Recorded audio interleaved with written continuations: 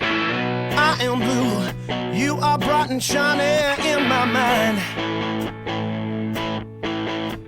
You got me loving, hating, crazy indecision in my mind.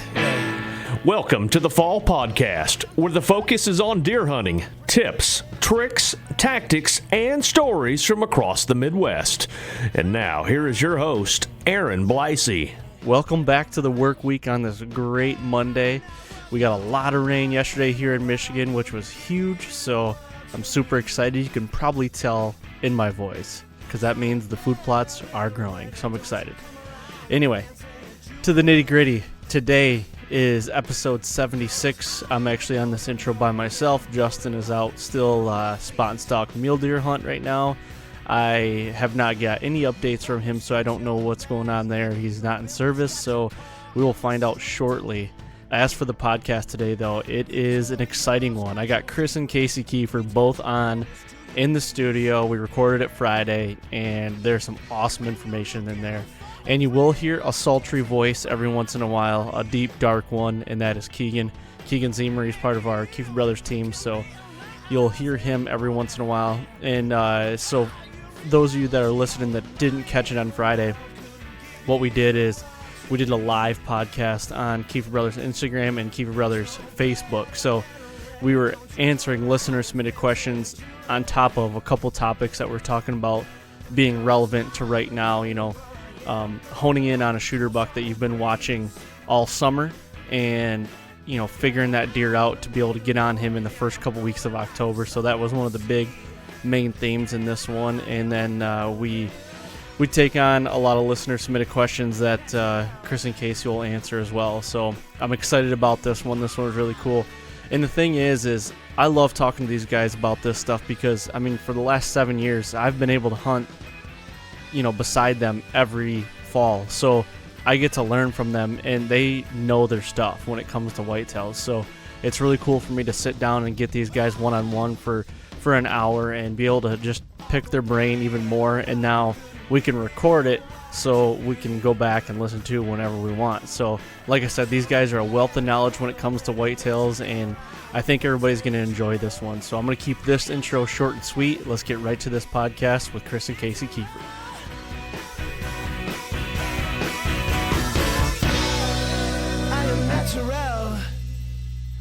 All right, so we are live on IG and Facebook, and we're going to start off by obviously talking about, you know, we're in mid-August right now, and we're going to talk about honing in on that target buck that you've been watching all summer, and you want to get in early season, October. What are you doing from here to get after that deer the first 2 weeks of October? Sure. Yeah, I think that's a obviously timely thing for us to talk about right now. I mean, I know it's kind of that final push towards the season, right? I mean, we're looking at 6 weeks basically to October 1, somewhere in there. So there's lots of techniques and tips that we can do. And I think you had a bunch of viewer questions and stuff like that submitted, right? Yep. Yeah. And we got Keegan spearheading that over here. Mm-hmm. So let him roll in. Oh, so much bass in your voice. He's got some low EQ in there. Yeah, Talk to me. So sultry. Good gracious. No, I'm excited. Season's coming around the corner. It's coming up fast. Like, you know, we've been golfing and hanging out all summer, enjoying the finally Michigan good weather, and then all of a sudden, 50-degree mornings on the way to work, and it's like, whoa, it's time. I looked outside. I got ferns already turning yellow. I know. That's good. It is nice. It's Yep. really nice. So, whoever wants to kick it off, you know, just take it by you've been watching them all summer, whatever buck that is. It's your hit lister. Yep. And I know you guys probably would both have a couple different techniques of how to do it. You know, so maybe we'll start with you, Chris. Yep. If you've got the first 2 weeks of October and you're going to still try to get him on that pattern, that feed to bed or, you know, bed to feed pattern, what would be your first tactic to get in there the first 2 weeks to get them? Well, I think, you know, everything that we've talked about over the years, the kill factors that we take into consideration, right? And I think there's 4 or 5 of them that we kind of rely on all the time. For me, intel is everything in the beginning of the season, right? Mm-hmm. So it's that moment of, you know, put the trail cams out early, get your mineral out where it's allowed, obviously, and you're trying to kind of get inventory check. You know, is this buck back from last year? You know, give an example right now is like Shakes in Kansas. Yep. You know, hunted Shakes for the last 3 seasons. Now, watched him 1 season, hunted him for 2. Obviously, we've had some encounters with him, some really close and not so lucky, of which people will see on the show. But I just got over it. Thanks for bringing it up. You're welcome. And so, like, given that deer, first and foremost, I'm trying to find him again. Right. And it's interesting because over the years, I have not found his sheds anywhere, but know where he's at every season when it comes early. Right. I think this year adjusting that tactic. So I've always gone down to Kansas and hunted that in pre-rut, like in that kind of October 20th time frame, and that's usually when he shows up. But then when I get down there, I check the cameras, and it's been daylight, and he's been in there prior to that, right? So the junkyard is one of our stands in Kansas that he's always come to. Yep. And it's that buck just boggles my mind because I don't. Oh, even after 3 years, all of us. Where does he come from, right? And we kind of figured it out a little bit, actually had to go like talk to some farmers and secure some additional locations based on where we think he's coming from. But this early season is all about intel. Right. It's all about is he back and finding him, and then we confirm he's back and he's big. Right. Then it comes down to what is his travel pattern early season. So where is he bedding? Because, you know, he's an interesting buck because in the late season, he is not in the location that he's at right now. Right. You know, he lives off of our property. But in the mid-rut, like, he is on our property. But not only is he on it, he's on it in a deep way. He's on it by a couple of miles, and he kind of jumps from one to the other, timber to timber. So it's just really this early in the season, it's trying to catch him when he's really not chasing. He's not considering much like that. He's trying to eat. He's in a normal pattern. Nothing's been thrown off yet. And I think I'm excited this year to start to do some intel on an additional piece that we picked up to where figure we think out, he's living. Yeah, that's where we think he's living. And so doing that intel on that side of things to figure out when is he leaving there and coming on to what we currently have, Right. and when is he leaving us where we currently have and going back to that. And I think that's the big thing, is just really trying to pattern. And to me, the best tools that we have right now is the Reconics, because you catch him, you know, we put cameras in locations that we think he's coming to, but it's also the 3 or 4 that are on the way to and from that we're like, oh, he went around, and even in some locations putting him on both sides of the tree because, you know, he's running to the north, he's not going to the south. And there's certain situations like that where it's all that intel that's added up. And then it's a matter of wind direction on that day that you decide to go do it. You know, I'm probably going to go down, you know, right around the 25th of September, kind of early this year, take a different tactic on him and go in at that first. But I probably won't get in a tree stand until October 1st. It's all about the right conditions for that situation. Now, it might be the 28th, 29th. The point is I'll be there for several days, glassing from a distance, trying to get intel of him crossing or going from one direction to the other. Kansas allows us to do that. Are you going to be hunting mornings early October? I don't think so. I think it's really an evening thing coming to the food sources, and I don't want to mess up the bedding area. Right. I don't want to have to kind of go through that early in the season. I think as October progresses, and certainly in November, but I don't think so. I think I would rather take the mornings and figure out where he's going to and see if I can lay eyes on him. And it's not just that buck. It's any buck that we have, whether it be just a shooter in general. But I just use him because he's been such a mystery for us that early season this year, that's the tactic that I'm going to take to try to go after him. And Bob Marley's the same example. I mean, Casey's been hunting him, saw him how many times. But it's interesting. When we go down there, we check the trail cameras. October 1, 2, 3, and 4, daylight sitting on a trail camera. We're there on the 20th, and he's a ghost. Because it's that transition pattern where they start to go in different directions. So I think the early season is all intel, and let's hunt the evenings and pick those stands. I don't even mind, and normally we have a different tactic in this. I like to get in on top of the deer. Casey likes to kind of hunt out on the outside, but now this year, my tactic for early season, I don't even mind sitting in a tree stand where I know for a fact I'm not going to see him.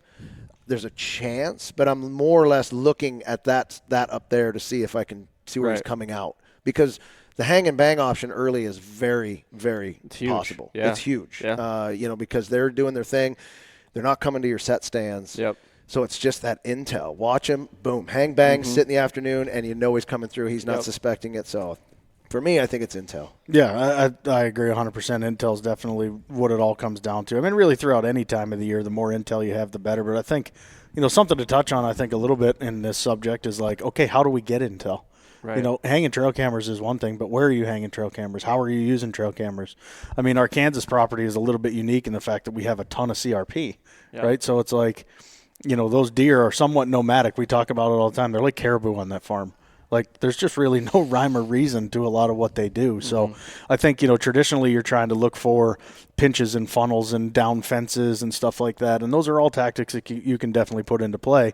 But then we're lucky enough also in Kansas to be able to run a feed program, right? So we run a feed program on the farm. And throughout the course of the summer, that can be a huge intel gathering point, right? Sure. Whether you're talking just a mineral pit with accelerator by, the Rack 1, Right. or you're actually running, like we do, we run Banks feeders, with Rack 1 feed products in them year round. So being able to pinpoint, where they're coming through to and from those feeders is actually every bit as important as actually at the feeder themselves, right? Because if you can start to pinpoint the locations they come to and from, those patterns don't necessarily change too much, right? So if they're going to come back, it's like, even if it's, you're talking water. If they're going to come back to water, usually they're going to come the same way to and from. So, really trying to, start at that feeder, but then branch out and start working your way out, in a circle around it and try to figure out where they're coming to and from. Yep. Yeah. So I think that's important. Same thing with, I mentioned fence lines, like trying to find areas where fence lines are down a little bit and they've got easy crossings from, one field to another. Another great spot for trail cameras is anytime you have a distinct change in timber, which we definitely do in Kansas. We have a ton of cedars down there, right? Yep. Anytime you've got a hard line of cedars meets hardwoods, something like that, great travel routes for deer. I mean, awesome travel routes. So really trying to kind of pinpoint certain areas like that. And then, I go back to an example that we talked about the other day just with a deer that Rock's trying to get pinned in on. You might have 5 or 6 trail cameras out and you get a deer on one trail camera. Well, he's not showing up on your other cameras. So essentially, after a certain period of time, you have to rule those out and say, okay, they're useless where they are right now. A lot of people don't think to take those trail cameras that are useless, that you're not getting those deer on, and surround the camera you're getting the deer on, right? Yep. So take all those 4 or 5 cameras that aren't doing anything and start spreading them around the one that's actually getting pictures. Yep. That's going to unveil a little bit more of the story, right? If you're getting him on that one camera and he's always coming from, say the north, get more cameras on the north side around that camera. And slowly but surely, you're going to start to backtrack him and you're going to start to figure out where he's coming from. So, which is a great point, but let's say we're in August here in September and you're trying to pinpoint that deer. How much are you going in there to check those cameras? You want to be low profile. Yeah. You want to be as less obtrusive as you can, but what's your tactic on that? Like, do you put them in there and just sit until you're like going to go hunt it, or what's your thing? I mean, I think all camera spots are unique, but if the conditions are right, I'm not scared to go in whenever. I mean, to be honest, if you do your job on scent control, play the wind when you're checking cameras, just like you would when you're hunting. Right. I mean, there should be no issues, right? That's just me personally. And let's not forget, deer this time of year are generally more relaxed anyway. They're not, the bucks aren't full of testosterone and firing around looking for does and all that stuff. So they're generally a little bit more relaxed. They don't really feel too crazy threatened this time of year. So I guess for me, if the conditions are right, I'll go in and check a camera whenever. It doesn't matter. But when you do it just the way you would if you were going hunting. Right. So play the wind, play the scent, do everything properly. Yeah. And I think, as you get into September and you start thinking about you're getting closer to that seasonal change when those bucks are changing the deer, because right now they are. They're, you drive by them in the field, they're just looking at you. You can't do that in October. I mean, they're gone, right? So I think as you get closer, I'm all about letting them marinate, if you will, because by then you've checked your August cameras, you kind of have inventory on your property, you know what's going on, and I don't like to check them too much because I also like to see a several-day pattern of that deer. Yep. It's one thing to catch a deer on the camera. It's another thing to say every 3 days he's coming through this, right? And so it's not about the frequency in which you check it. Sometimes when you've got him and you got him on there once, I will leave that marinate for a couple of weeks because it's like, okay, he was on here one time. Does he come back? And to Casey's point, if he's not on the other 5, move those things around. potentially closer to the other one. So then all of a sudden now you're really starting to hone in because you leave it marinate. You got 3 weeks of information here, 3 weeks. All of a sudden, every 3 days he's coming here, and every 2 days he's coming here. Now you start to hone in. So it is nice to leave them because you do get more information the longer you leave them. I think I've made that mistake in the past where I get a buck on a camera and I'm like, we got to get in here and hunt this buck. And he may have just walked through one time, and it's like, you spend the next 6 days hunting, and he's back over to where he was. You're a couple steps behind, and you're behind him every time. And so I think the worst thing you can do is that's why trail cameras are like the most amazing thing. And also, if you get too dependent on them, they become like a tool that messes with your head. If you become too dependent on a trail camera, it's like you start chasing your tail because you're like, well, he was here. It's let it sit, take the information, figure it out, and then make an educated decision based on all the hunting stuff, the wind direction, how you enter the property, where you're going to go. I mean, that's really the best way to do it. Well, you start playing the you zig when he zags game, and you're toast. Yeah. I mean, you're going to waste every day your hunt zigging when he's zagging. Well, let's be honest. I think that's why to this date, Shake's minus one little key thing. I think that's why he's still moving and grooving, and Bob Marley as well, is because we kind of zig and zag on him. And for the people that are listening, Shakes is, he's got 18 scoreable points. He's a giant buck. He's a beautiful deer. He's huge, right? Bob Marley is a slick 8-point that has scored like 168 or 170. And he's up there. Right there. What was that? Sheds are up there. I mean, that was his 3-year-old sheds. Yeah. So these are giant deer. They're mind-boggling to me because of all the properties that we've ever had. We've got these 2 bucks that we've seen since 2 years old that will literally disappear. So Bob Marley is one of those ones where even year by year we get closer. So 1 year we get him, we see him in the field, he's 2, we never see him the rest of the season. He comes back at 3, same thing. We see him early season. We never one time got a picture of him. Nope. We've got an advantage, right? We've got 40 cameras. That's way more than the average person's going to have out. We still didn't get him.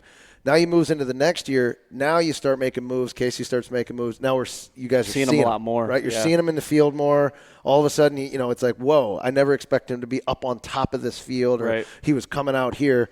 But then he goes, and then he's a ghost. And he goes dark. Right? Then he goes dark again, and not a camera, not a visual, not anything. Yep. And then now it's like, he's back again. So it's just a crazy game of cat and mouse. It's funny how that works, too. As a 3-year-old, he's literally gone. One picture on the whole farm. The whole farm. 4 years old, he comes in, and he's like, and we find his sheds. 4-year-old, he comes in, he's like on every camera. Yeah, and it's consistent. It was just a matter of timing and daylight movement versus dark. And then also, could we even get in there? I mean, he's traveling in a spot where it's hard to get in. These trees, it's not like you're finding a tree. You slip into a bank, so you move things around a little bit, and then it's just a matter of him getting comfortable with that pattern. And so, he's traveling in a spot where he's not even huntable. Exactly. And that's hard because it's like, where's he coming from? Right. And he's coming from a tiny little piece of timber. He's not coming from 10,000 acres. Yeah, here. exactly. Well, I think it's important to point out, too, it's not like we're hunting big timber.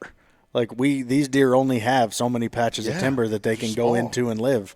And when you look at what surrounds our farm, there can be miles of nothing, So it's just, those deer, I'm convinced they're caribou in Kansas.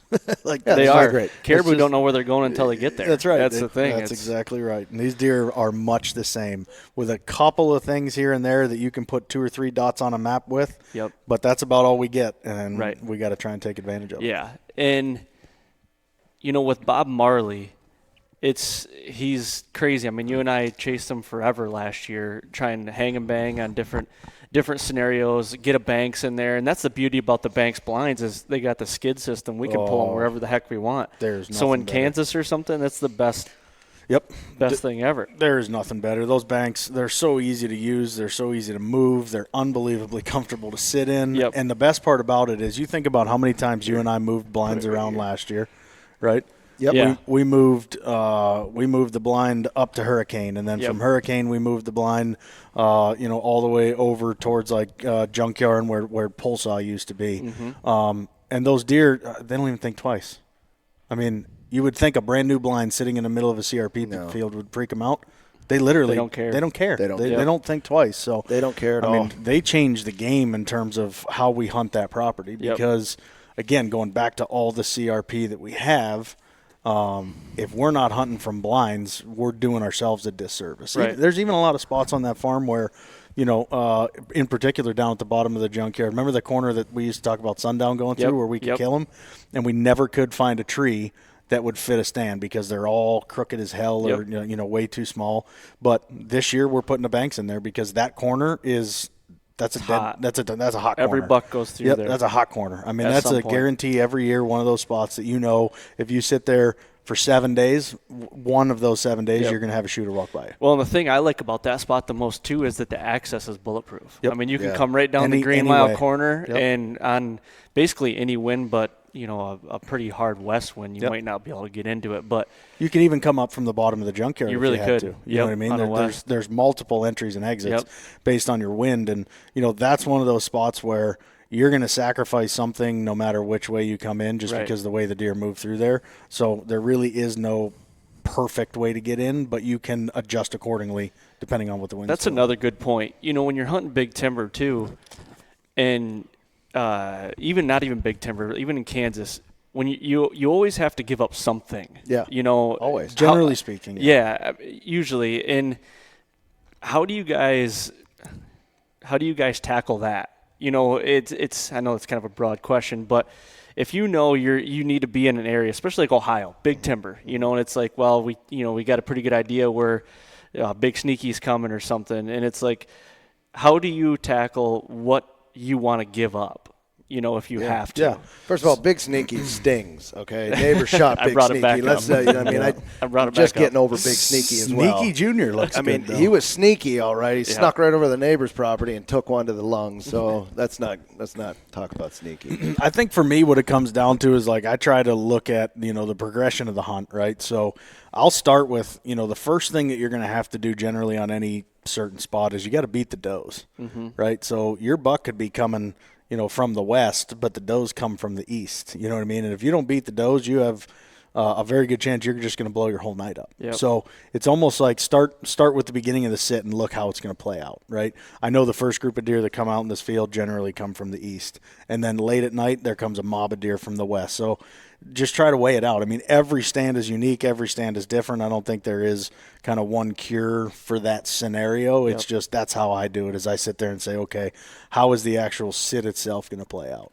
Because if I can't beat those first deer that come out, then I probably don't even have a chance Pretty useless of him coming through. Yeah, That's a good point. So I go back. We had a stand in Illinois called the 200 stand. And we called it that because it's like if you're going to make that trek back there, it better be a 200 that you shoot. Right? And that was like the joke around that stand. But we called it the 200 stand. That was like a mile hike. I mean, it was back in there. And it was in the middle of the timber. So to your point, what were we willing to give up? So first and foremost, we kind of cut this trail so that it was the same trail in and out every time, no matter what. And we made sure that there was a path that was pretty quiet as we went in. We went in extra early. I mean, we're talking to leave to go to that stand by the time you had the hike in there. If it was daylight at 5, we were sitting at 4, we were leaving at 3:15. I mean, it was it was early. I mean, we were getting in there so early because there's something to be said about getting in, especially with us. You guys are with us. We got cameras. We got, we have gear. We got to settle in. But there's nothing better than getting in there so early and letting that 30 minutes of darkness, right? Because you just at that point there might be some deer on the ridge you haven't seen, and then I think what was unique about that was we were really looking at the contour of the land. So you're kind of taking into consideration where they were coming from, where the first deer would be coming into, because usually in big timber in the mornings they're not in it necessarily, they're feeding and they're coming to the bedding. And so was that stand in particular that sat on the edge of a kind of a hill. So it was like our wind direction, even with a south wind, it was hit me in the face. It was still going to go around the back side of. It was still going to follow the thermals, right, and it was going to curve with everything, and it was a really steep drop off. So you could get away with a lot more in a stand like that and putting the location there because of that wind direction. If it hit you, even if it hit you from the back, I could hunt that with wind in my back because the way it would hit the side of the edge and it would kind of funnel that way, and I could still have deer come out in front of me. So it was interesting to kind of take the lay of the land into consideration as well. But I think, getting in there early, way before you're supposed to, and that stand was that was an Ironman stand. Right. I mean, that was an all-day sit. There's no reason to go in there and sit for an hour and then say, well, it's 10 o'clock and we're done. It was an all day sit. And then I think it's that added additional. So you've got deer in the timber all day long. They're in there. You've been in there before them. Now they make their way out. And then it's a matter of like, how long after dark did you sit? You know, it wasn't like, well, we're out of camera light, which in a normal situation, you've got everything you're looking at in the field. You're like, we're out, we can sneak out. This was like, well, we're sitting here for another, let's let the woods clear out, then get down and then take the same direction out, which was always the different way from where they went, right? So there's so many factors that go into it. It really is. It really is. And it's just, what are you willing? I mean, you're going to burn something, as they say, so it's just a matter of what, Yeah. So. Case, in your opinion, where do you think Bob's living? I think Bob lives. I think he lives to the east of us. Mm-hmm. I think he lives in that east block of timber. Mm-hmm. I think he comes over. I think he trolls through the kind of south section of the Christmas tree. Then I think he trolls over to Igloo. Like he crosses, goes down through almost where Whirlybird is. Yep. Trolls right up to Igloo, and I think he goes back across and goes to. But he doesn't go any farther than Igloo or Whirlybird. Nope. Like it's crazy. Like that's his definitive line. Like I can't cross it. Which is really, again, for the people that are listening, it's not very far. No. I mean, you're talking. It's a mile. It's a mile, of a mile. And so Christmas tree is a section of timber divided by a road. Yep. Like an actual main road. Yeah. And Gravel. then the other side, the Igloo, is another section of timber with Whirlybird in it. And you got to love the names of all of our stands. But, that's not a very big area. We just can't pinpoint where. And there's some sections in there that are just unhuntable. You know where? Where it really wouldn't surprise me if we killed him this year is Flying Dutchman. Yeah. Which one? I think we could kill him flying. That new one that I hung up on the fence line, buried in those cedars last year. Yeah, sure. I think we could kill him on Flying Dutchman. I really do. We had a cell cam there. Yeah, Reconic cell cam there, and it was like you left it, and then it was like it was right on. I mean, it's your shot. Wait, on is, the corner. Your shot's 15 no, yards. the one on that's top on the of that big flat, fence line. That big fence line. Oh, yep. Remember that? Yep. Flying Dutchman. I think we could kill him there early. Also a great name. But it's literally your shot is 15 yards directly in front of you, and that's all you have. That's the one you're in the little cedar that blows. Yeah, in you're the up wind. there. It's the Flying I think Dutchman. my stand has two cedars that are this big ratchet together to make a bigger cedar. It does. Yeah, we ratcheted two fun. together. We learned that move from Chad in Iowa. Yeah. Ratchet those. The However you ratchet can get stand. Yep. However you can get PBR, in. the ratchet stand. All right, so you guys have a couple questions here. Well, wait. We gotta. You guys, does anybody else notice that voice when it comes in? Keegan is with us. Keegan is with us. I am here. I got live Facebook or live Instagram going as well, just in case anybody. We're doing a podcast here with Fall Podcast. We're super excited about this. So anyway, go What ahead. do you got, Keegan? All right, so Brenton wants to know. He says, "Great work, guys. Love all the insight and tips. Need tips on getting to a stand through a large field." Getting to a stand through a large What field. kind of field? Is he CRP? He didn't Let's say. just Says say large CRP field. Yep. So the first thing I'll tell you is don't go in the morning. Yeah. That's my style. I can touch on my opinion real quick. That's one of the reasons that I don't hunt mornings in a lot of the places that we go is because if I'm going to try and get to a field edge in the morning, chances are I got to go through the food source that the deer are using, which is going to blow it out. So I try not to do that anywhere I can. There's certain instances where I may wait until late morning to go in, just like we did with Curly. Yeah, what we did with Curly in Iowa is we knew that deer was going to be in there in the morning, so we said we're going to wait until late morning, like 9 o'clock. We'll slip in at 9 o'clock after the deer are out of the field, and he'll be here at 11. And at 10:59, he showed up. I mean, we walked in, got in the stand, didn't blow any deer, and at 10:59, he walked right out in front of us. So, that's one of the tough things about field edge hunting is morning hunts. I mean, they're really, really tough. There is no surefire way to get in or out without blowing deer. And the same as in the evening, at the end of an evening hunt, if you have to get down and go back through the field, chances are you're going to blow the deer again. So, you really got to pay attention to entry and exit and try to come in the opposite way of where the deer are. Yeah, it's the same. I mean, Ohio, that's all we have. I mean, big fields. Yeah, if you're coming in from the top, you're from the toast. top. And the trifecta is a stand that we have that, I'm in the middle of the field, but it's that morning again. I'm early. I'm early in the morning, and it's always a guessing game. You get and you go, he was probably in here early, and I just blew him out. Yep. But I think what's interesting about that spot is we found a way in, again, using the contour of the land, the left, that east side of that property.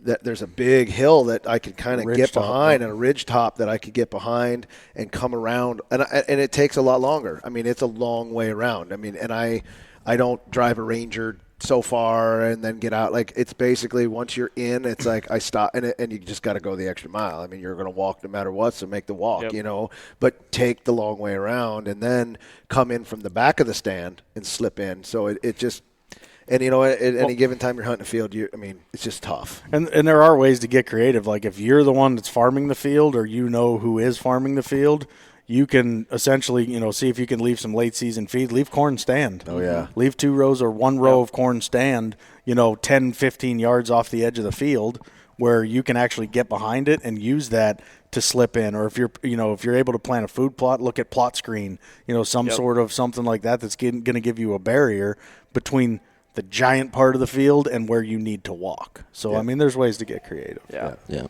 But you got to have more control over what you're able to do and what you're not. Yeah. You got anything else on that? We have one more, too. So you both have Bob Marley and Shakes at 20 yards. Mm-hmm. Which one are you putting your pin on? Tough one. Boy, that is a tough question. As far as let's describe the deer. Aesthetically, here let's aesthetically, I'm gonna. Okay, let me back up for a second. Well, Shakes is last year he was pushing 190. Yeah, I mean Shakes is going to be your score deer, right? So, he's going to probably knock on 2.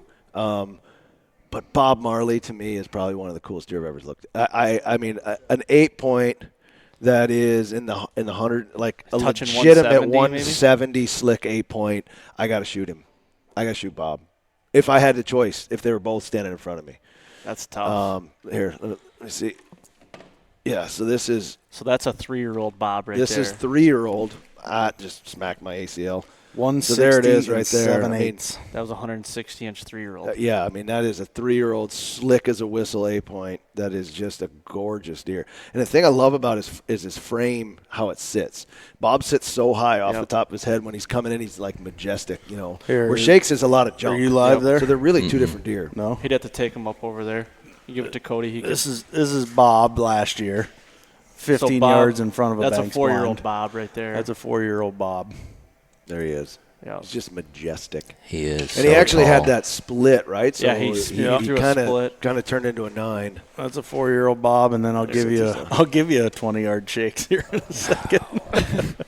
I don't want to think about it. Yeah, I'll give everybody Just got done a peek. editing that episode. Yeah, relived the nightmare all over again. Case, what about you? I wouldn't have expected that from you. Yeah. Honestly, I would have expected Shakes. I like framey deer. I like big framey deer. And I'm not hung up on score as much as I am the look of the deer. I love giant 8-points. I mean, there's something about giant 8-points. Go to your Shakes. There's something about giant 8-points that I just. Man, looking at him right there, maybe I will pick Shakes. Man, I forgot about it. That's Shakes last year. That's a 20-yard Shakes right there. Yeah. 18 scoreable, touching 190. He's got like 8 brow tines. He's got 7-inch bases for sure. I mean, 20 yards. There's no doubt he's a stud, but I mean. And he's in Missouri. He's not in Kansas. He's in Missouri, up in the northern part. But he crosses into Illinois. He crosses into Illinois all the time. He lives in Hannibal. He lives in Hannibal, Missouri, but he goes into Pike County. Our property is west of Colorado, and we heard he takes a barge across the river. Yeah, he does. I'm an 8-point guy. I mean, so I got to give it to Bob. I mean, you look at old Megatron. He's actually back there behind us. There's just something about big 8-points. To be honest, I mean, Louis. I remember that last year. I was going to smoke Louis. And, I mean, he's an old deer for sure. He's an awesome deer to shoot. He's not the biggest deer. He's probably 150-some-inch 8-point. But, I mean, he stepped out when we were He's in a big 8-point. Yeah, That's a big 8-point. When we were in, but when you compare him to somebody like Bob, right. You're kind of like, he is what he is. So I'm going to be different. I'm going to go Shakes since you guys aren't going to kill him this year, and I've got an archery tag. You've got an archery tag. Shakes walks under AB. Yeah. That's going to be something. Yeah. Throwing jump on him. Yeah, exactly. Yeah. I told you can't hunt east of that line. Right. Okay, just making sure. Yeah. No, hey, listen. I want to see them both. They're both 5 this year by our, all of our management and everything that we've done with them. So I mean, it's going to be tough hunting them, but I'm excited to see because they both made changes last year from the 2 previous years. But I think this year's that year, when they hit that 4-5, the mass kicks in. Any of the non-typical trait really does kick in. It really starts to happen for them at that point. So I'm excited to see what they look like. And don't rule out Hurricane for Shakes. Yeah. He could be at the bottom of the Hurricane. We did that hang and bang stand there, and it's a good spot. Don't rule out Hurricane for him. I actually uncovered some good information yesterday on that stand. I'll show you guys on cameras from last year. Cool. So I got a question coming through here, and this was actually yesterday. And somebody submitted, if you could only take one call with you in the rut, what would it be and why? One call. Do my rattling antlers I count was as just a call? going to say the same Well, thing. yeah, I mean, like rattling antlers, I'd say rattling bleat. antlers. I snort wheeze with my mouth. I don't use a call for snort wheeze, so I always have that with me. It's a disadvantage. But if I had to, It's not allowed. yeah, if I had to take one thing with me, it'd be I'm a rattling Hands fool. down rattling Yeah. antlers. Yep. I mean, you look back right there, just at those deer that are in there. Rib cage we rattled in and killed him. Megatron we rattled to 19 yards or whatever it was on the first night and couldn't get a shot at him. So there's just something about the way a deer reacts to rattling antlers if you do it right that just makes the hunt that much more like, yes. Yep. You know what I mean? Yep. Like, I did that, right? I wasn't just sitting here. Right. I made him come to me. Yeah. You know? I go back to the first buck that, the Iowa deer that was on the cover of Monster Bucks back in the day, the drop tine deer. That deer was taken specifically from a rattle. Watched him for 7 hours. Climbed a cedar tree. In a terrace, right? Yeah, like in a terrace. And we climbed a cedar tree that didn't have a tree stand in it. And just climbed the cedar tree and like took a Millennium and just stuck it in and sat down like on branches and like on the side of that thing and basically rattled, and he just stood up and came right directly at us and came to 40 yards. And I've a great turned hunt. more deer that are going away from me or that have like that are skirting, and I've like seen them in the binos and realize it's them, reach for my rattling antlers, smack them together in a certain way, then drop it and get ready, and I've had them turn than I have with a grunt. I've had a grunt a lot of times. I've had the reaction of looking and then turning and going, where I think that rattle is that like visceral reaction to like, who's fighting in here? So it's got to be rattling antlers. Well, and I got theories on this too, and I probably shared them with AB. Like a grunt means a lot of different things. Deer grunt all through the year. They don't just grunt during the rut, right? So a grunt is something that they hear more frequently. It means more things. It can have more interpretations. Is it a chasing grunt? Is it a tending grunt? Is it a roar, as a lot of people call it? Antlers hitting together mean one thing, right? That's a fight. And generally speaking, that's a fight because there's a deer encroaching on somebody else's turf, right? So, and if you have an older deer, that is kind of the boss buck of the area, and he hears a fight going on in his turf, you bet your ass he's going to investigate it. So, going back to Shakes last year, we knew he was going to get pushed out of where he was. From Louis. So let's tickle the antlers. Let's let him know there's other deer up here. Louis pushes him out. Next thing you know, he shows up. And we should hit on that, too. I mean, Louis was 150-inch 8. Oh. And not Bob, but Shakes is a 190-inch deer, and Louis walked him out like Ran his like Robin show. Big, like being an escort. Yeah. It's crazy. Ran his show. Yeah. So that just goes to tell you that antler size really in the pecking order of whitetails doesn't mean jack shit. Yeah. No, it's age. It is all age that. because and Louis an old buck. Louis old, and he's a big bouncer. That's what he is. Yeah. I also believe with rattling antlers, like you rattle in what you're rattling with.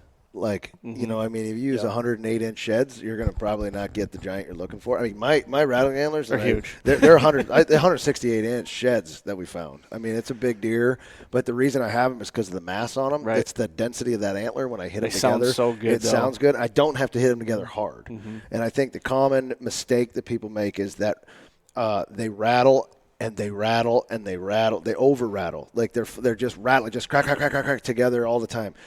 We've had the advantage of seeing multiple whitetail fights over the years. I'm talking probably hundreds because of our guiding experience and everything we've done. And when those deer lock up, the mimic sound of that fight is not crack them together and just shake them until they're – because that's just not how whitetail fights. When a whitetail locks up, there is that sound of the crack, and then there's the locking kind of like, is like a kick, Yep, kick. yep. It's not like it just sit there and shake them. And a lot of guys will get together and gals will hit it together and then they wonder what's happening. And it's like the deer probably looks over and goes like, what is that? Yep. Right? So that sound, it's not just smack them and go.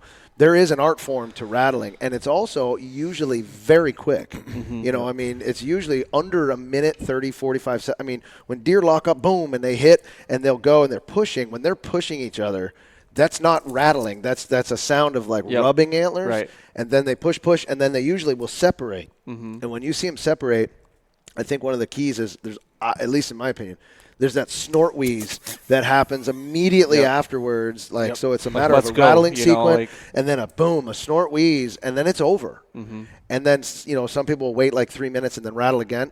If those two fight, they're not fighting in another minute. You know, I mean, now there has been some knockdown, drag out. You know, they go forever, and I have seen it work where we got, you know, but, you know, for the most part.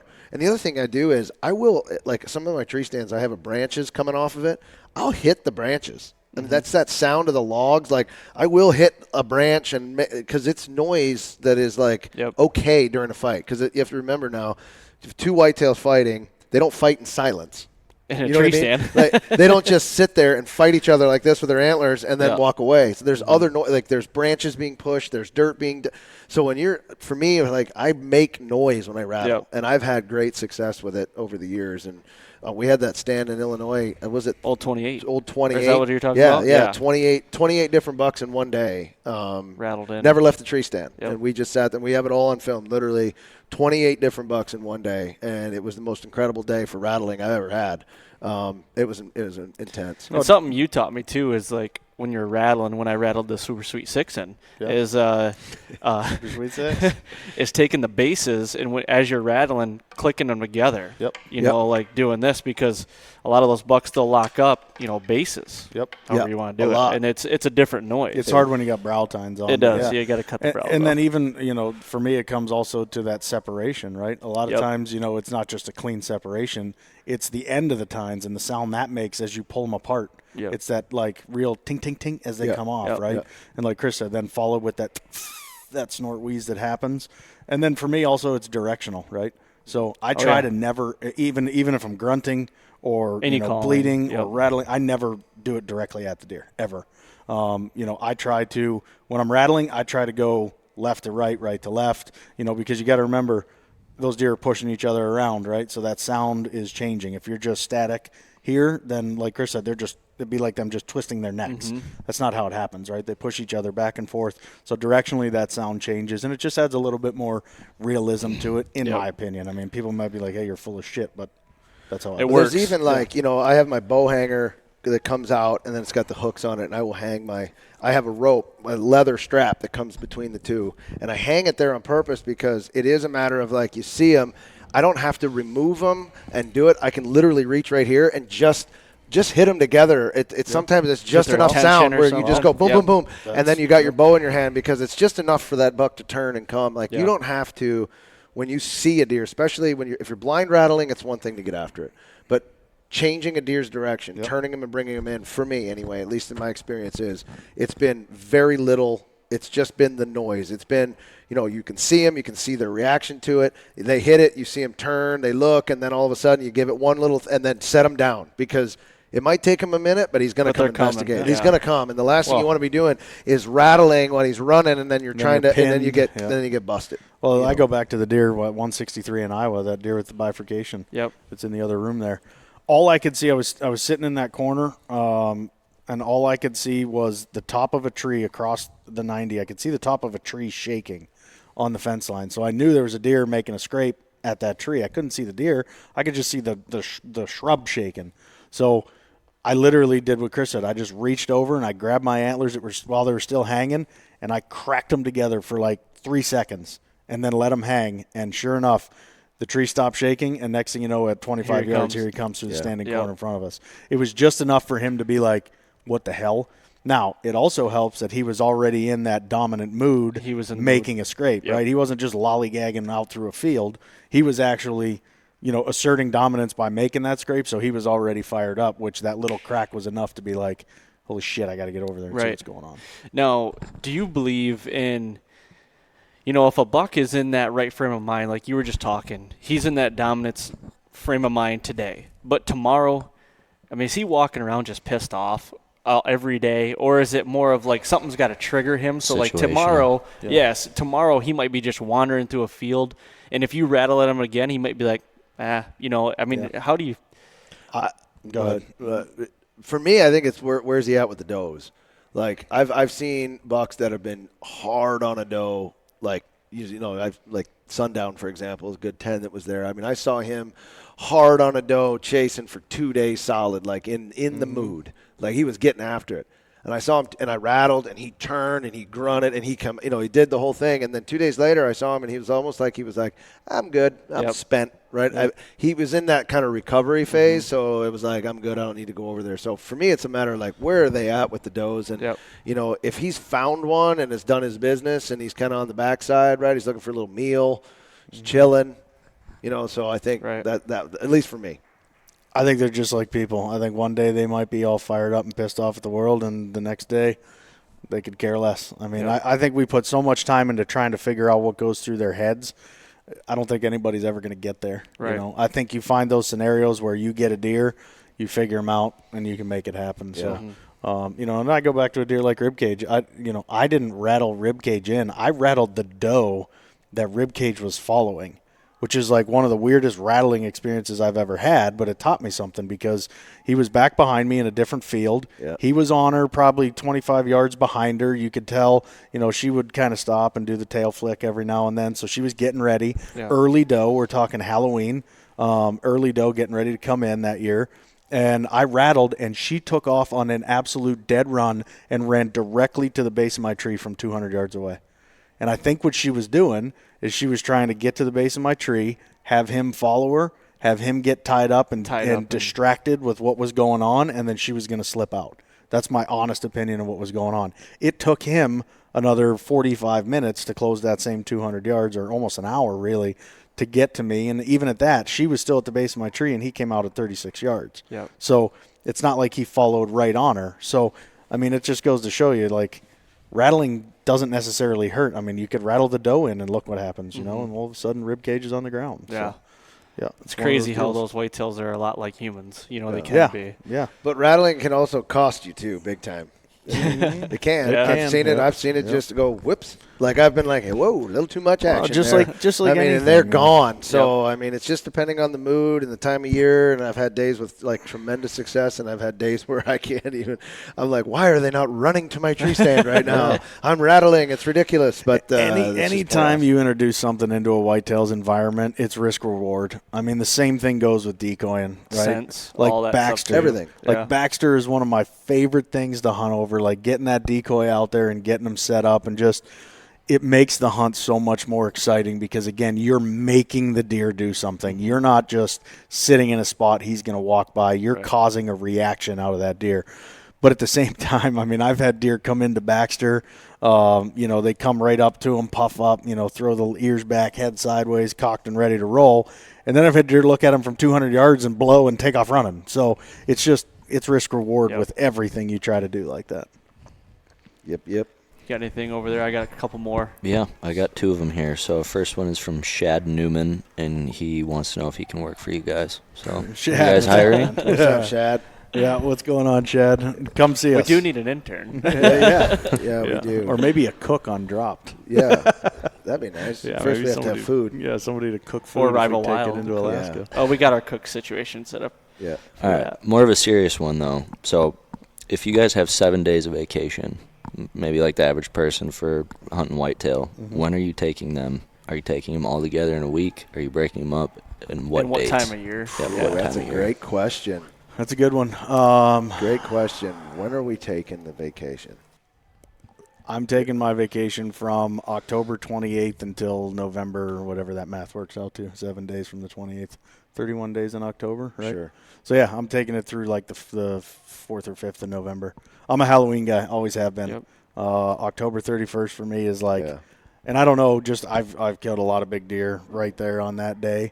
It's a good time of year because, in early rut years, you get a lot of that pre-rut action that can be going on. You could find yourself dead smack in the heat of it. Yep. Or, like I said, an early doe that comes in.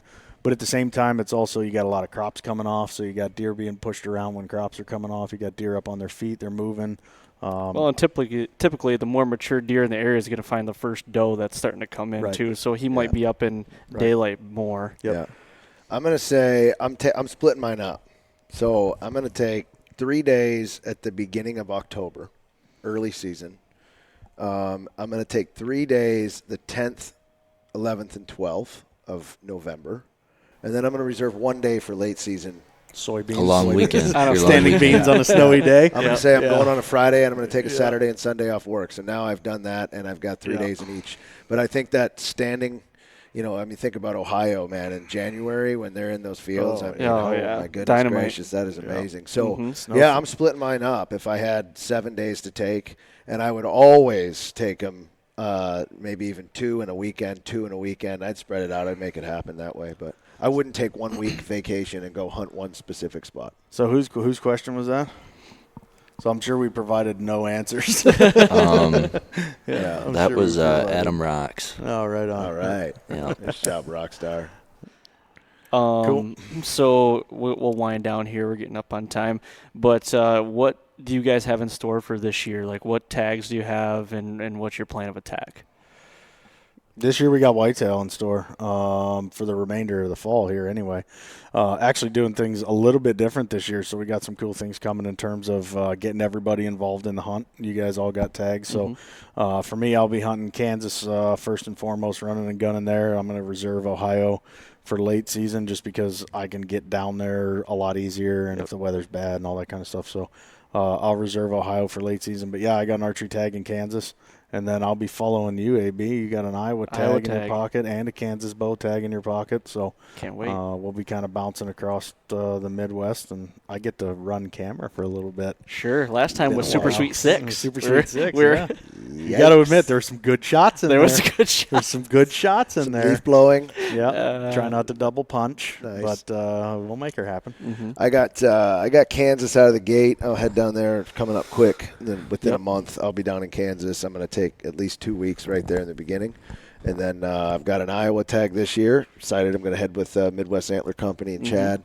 Same with you. And we're going to head down there to Zone 4, see if we can't get an Iowa bruiser down. So I'm reserving that probably in that beginning of that 5th time period, November, depending on where we're at, maybe Halloween-ish. And then I think this year I'm going to do Ohio. Probably going to hunt rifle season in Ohio. Okay. I want to get down there. That Winchester's got that new 350 Legend. 350 Legend, It's a straight wall cartridge. Sweet. It's unbelievable. So that 350 well Legend can be used, and I really want to kind of put that to work. And I've had great success, in early December, that rifle season. Yeah. So I think I'm going to head down there, let the Winchester bark in Ohio, and the other 2 will be with a bow. That's my plan. And then from there, you never know where it's going to land us. I mean, we're always somewhere. Yeah. So see what happens. Sweet. As long as we're not in Ecuadorian jungle right out of the gate, we're going to be all right. So it's all good. Well, cool. I appreciate you guys coming on and doing this. Absolutely. Let's wrap him up. It's fun stuff, man. Fall podcast. Yeah, we're going to be doing it during the fall a little bit, too. We'll do some updates from camp and everything. Yeah.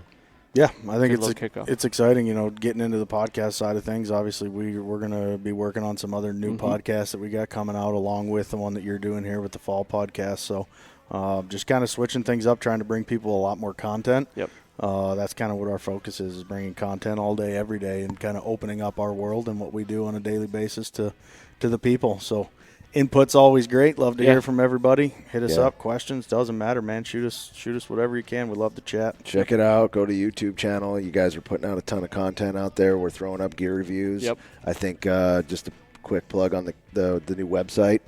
Yes. They got a lot of really amazing stuff on the new website with videos. Also got a lot of discounts. Exclusive Exclusive discounts. Some exclusive Go there. discounts on all of our partners that we're working with, and you're able to kind of get a promo code there and get some big discounts on some items as you're gearing up for fall. So check that out. Go to Keefer Brothers, and then I think last but not least is we got Tuesday nights at Travel Channel. Yes. 10 o'clock. 10 o'clock.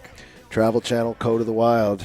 Spread the word. Watch it. Yeah, for those that might not know, Code of the Wild's a little bit of a different show. Yep. Puts Chris and I in kind of some of the most remote places on Earth, and we're chasing down some of history's greatest mysteries while we're doing it. So we did Ecuador for a while, Brazil for a while, Alaska living on a glacier for a while. So we got a lot of cool epic adventure stuff going on there. So, yep, Travel Channel Tuesday nights, 10/9 Central. Yep. It's cool to see the dynamic, too, because, I mean, obviously I've been around you guys for the hunting world for 7 years, and now it's to see non-hunting, like a little more of your personalities and everything come out. It's I love watching it. It's really sweet. Watch me make an idiot out of myself.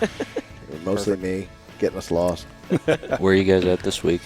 We're in Ecuador this week. Yeah, Ecuador. Yeah, so we were in Brazil, and then we did Alaska, which I got to be honest with you, I know we went back to Alaska and we were looking for a plane that went down, was carrying some congressmen.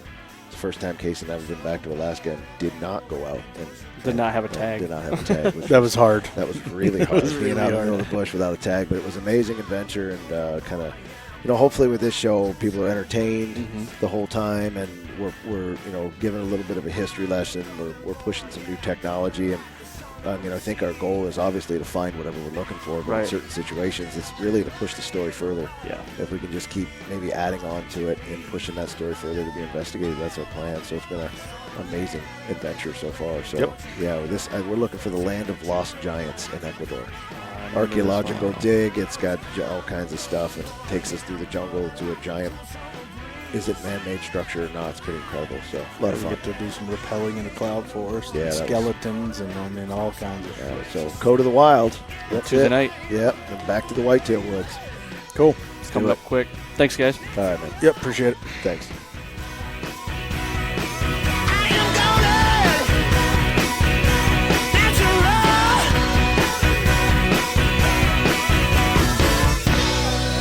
I am natural.